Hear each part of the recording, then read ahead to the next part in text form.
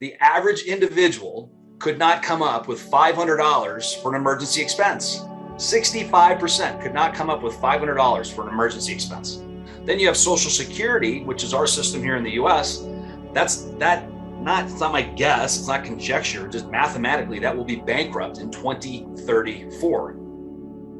The old paradigm of getting a job or going to college, getting your degree, getting a job, working for 30 years, retiring with your watch and a pension, that just doesn't work anymore. And maybe some savings that you've accumulated over time.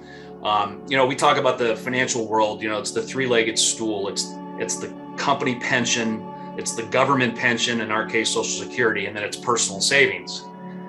It's not really a three-legged stool anymore. It's more like a high wire act with no safety net. It's just because pensions, as we've talked about many times, those are going away. Companies aren't offering them anymore. And the ones that are available are severely underfunded.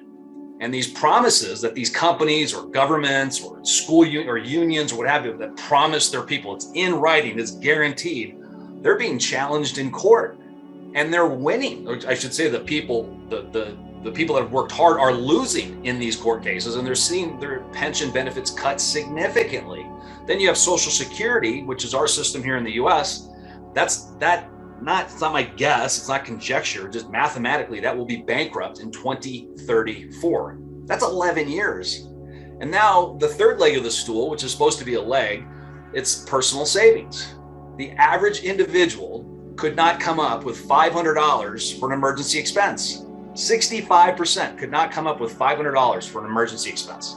So it is a train wreck coming. And that, like you said, that old paradigm, get a job, work for 30 years and retire, does not work, period. And I've just seen it time after time after time again. So, John and I were at the Breakfast Club here in Arizona. He gets a little hot. I get a little hot thinking about it. And it is a train wreck. And we talked to Ted Siddell. Ted Siddell is a SEC attorney, Security Exchange Commission. And we wrote the book, Who Stole My Pension? And you talk to him a lot because it's right up it's your strike zone, right? These pensions that. If I was 40, 50, even 60 years old, relying on some pension, I'm playing Russian roulette with my financial future, really. These pensions, the money that goes into these pensions, it's invested in the stock market, okay? Stock and bond and real estate market.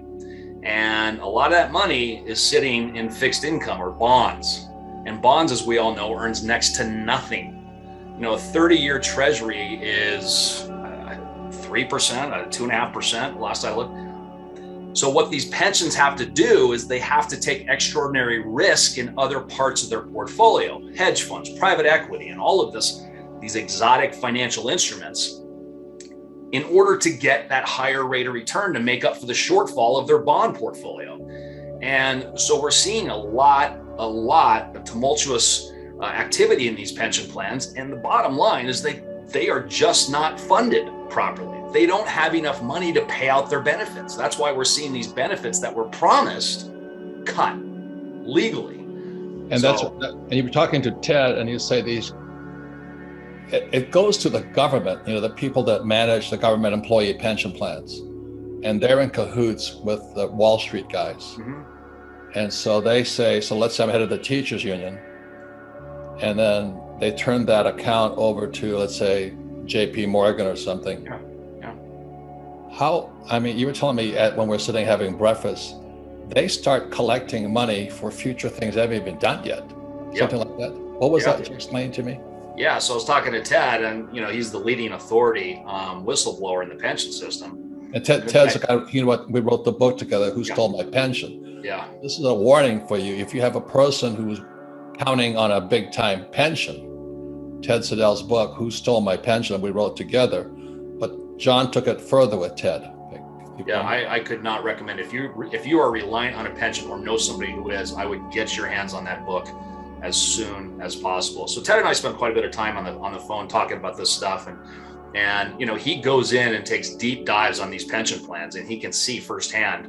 He's a master of identifying how these things are so ill managed, and he's exposing what's going on. So, for example, he shared with me a lot of these asset managers will come in and they'll get hired by the pension, and the pension will say, okay, we're going to give you $100 million over a 10-year time span. So $10 million every year.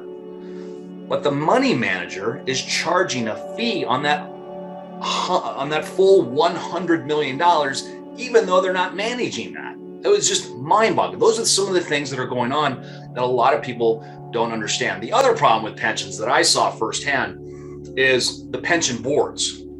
These people that are in charge of making decisions on behalf of the pensions.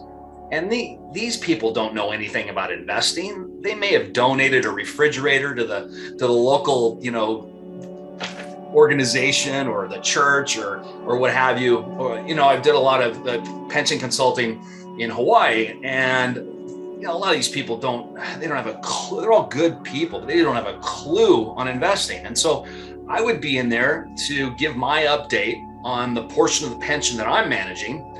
And so often we get together in the quarterly meetings.